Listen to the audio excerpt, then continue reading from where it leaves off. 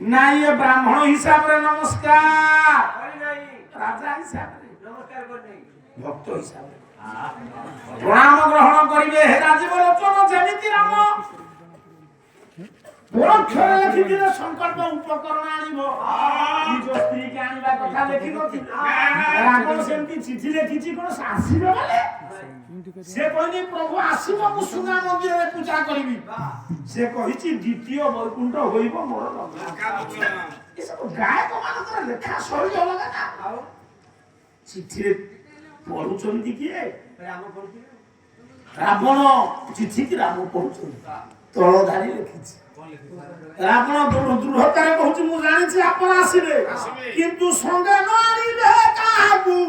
आनिबे काबू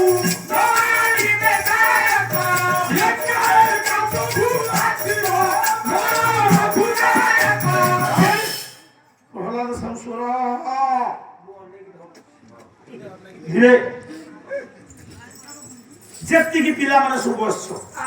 चिठी रे लिखिले किए कहले आपण आसीबे मु यदि पूजा करबा को आसीबे आपण संगे रे कहा अस्त्र शस्त्र केन युद्ध कथा अलग ये कथा अलग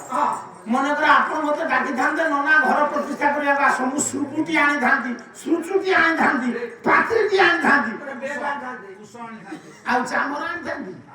ड्रेस आनी थांती कुंडल आनी थांती मुहरे पाउडर मारी थांती खाली चंदनटी मारी के थांती सबु जानती बाबा मु एनी की पूजा करले गेडू भाई संगे रे नेबी से जीवो फळ मूळ सब गोसा ले चली ये एक नाही आ कहले सुन बाबा कौन तो ना बसंत